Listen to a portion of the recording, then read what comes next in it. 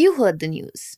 The United States is slapping India with the highest tariffs in the world, 50% for buying oil from Russia. So we settled on 25%, but I think I'm going to raise that very substantially over the next 24 hours because they're buying Russian oil, they're fueling the war machine, and if they're going to do that, then I'm not going to be happy.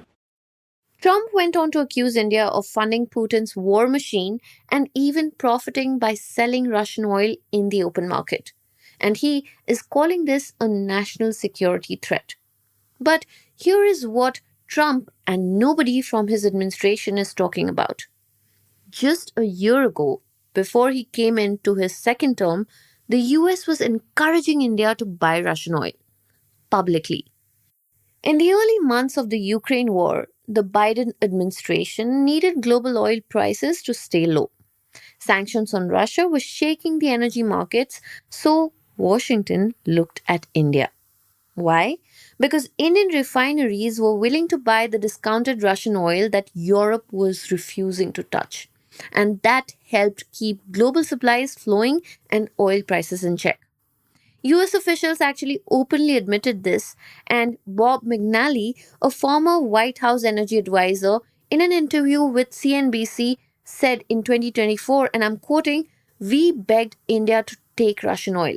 Eric Garcetti, who was the US ambassador to India, even said that the purchases were by design and not a violation of sanctions. Now, fast forward to August 2025, and that same trade is now being used as grounds for economic punishment. So, is this about ending a war, or is it about using war as leverage? Welcome to Daybreak, a business podcast from the Ken. I'm your host Snigdha Sharma, and I don't chase the news cycle. Instead, every day of the week, my colleague Rahil Philippos and I will come to you with one business story that is worth understanding and worth your time. Today is Friday, the 8th of August.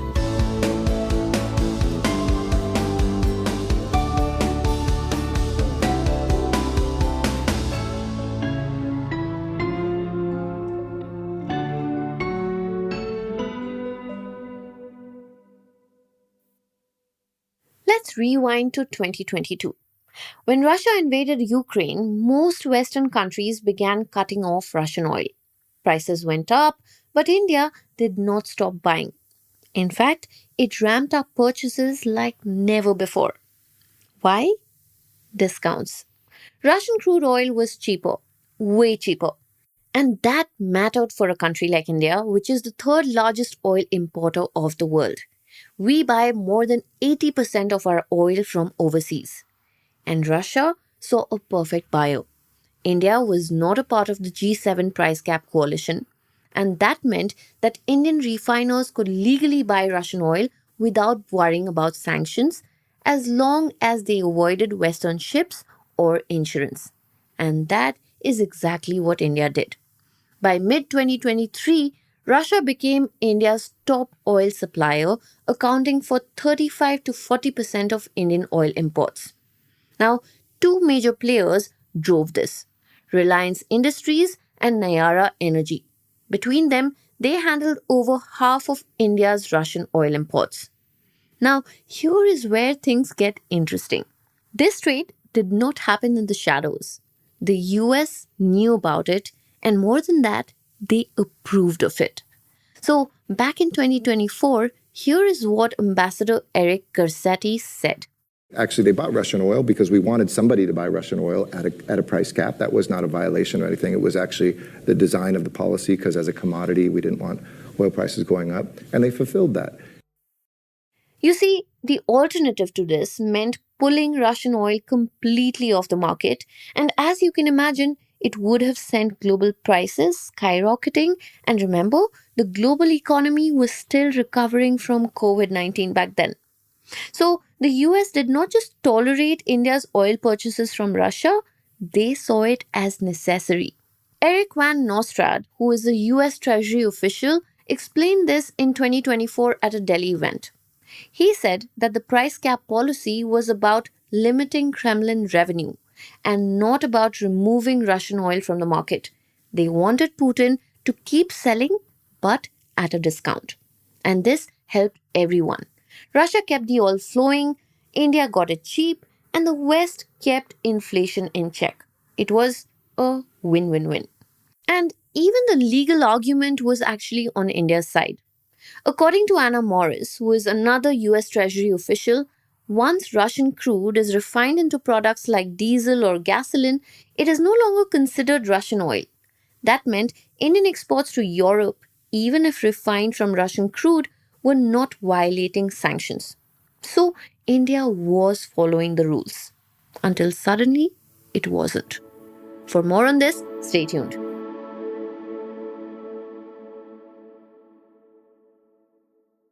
And now enter Donald Trump. In July 2025, as we all know, he imposed 25% tariffs on Indian imports.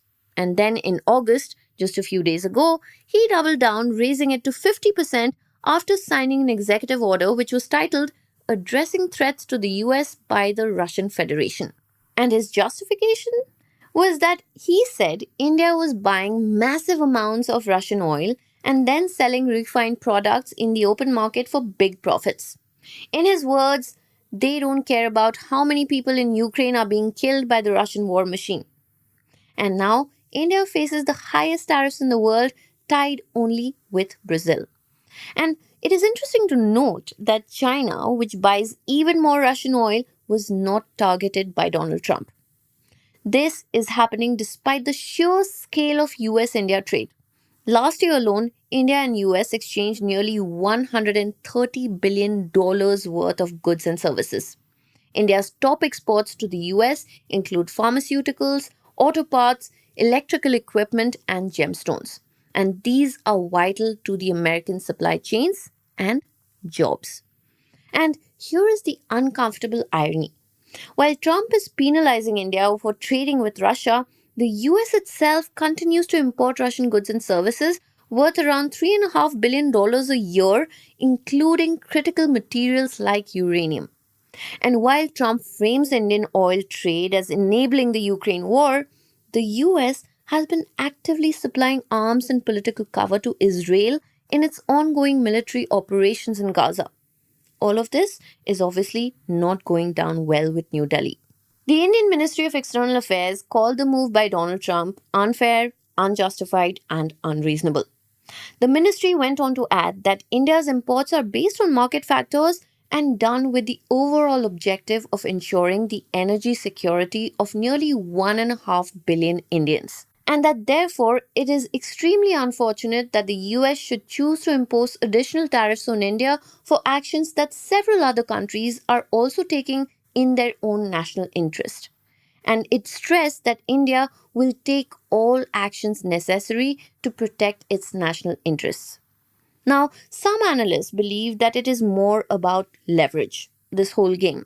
India and the US were in the middle of tense trade negotiations, and according to Reuters, those talks collapsed due to political misjudgment, missed signals, and bitterness. And there is a pattern here. Trump has long complained about India's trade practices.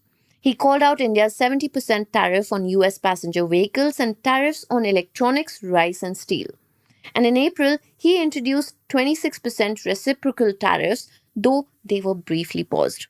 But now, with the 2025 US election cycle heating up, Trump is using tariffs as a tool, not just for economics, but for foreign policy pressure.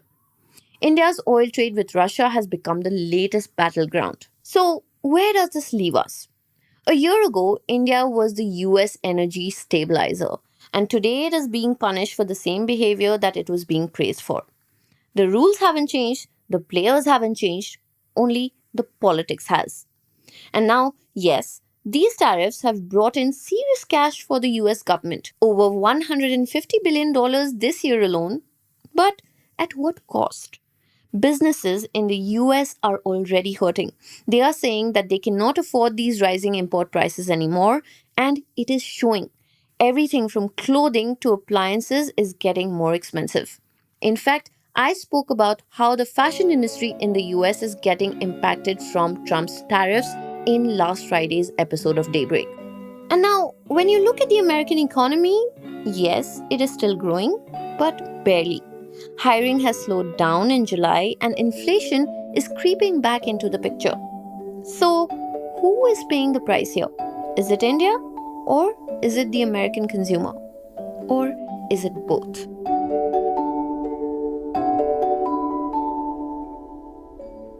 Daybreak is produced from the newsroom of The Ken, India's first subscriber-focused business news platform. What you're listening to is just a small sample of our subscriber-only offerings. A full subscription unlocks daily long-form feature stories, newsletters, and podcast extras. To subscribe, head to theken.com and click on the red subscribe button on top of the Ken website. Today's episode was hosted by Snigdha Sharma and edited by Rajiv CN.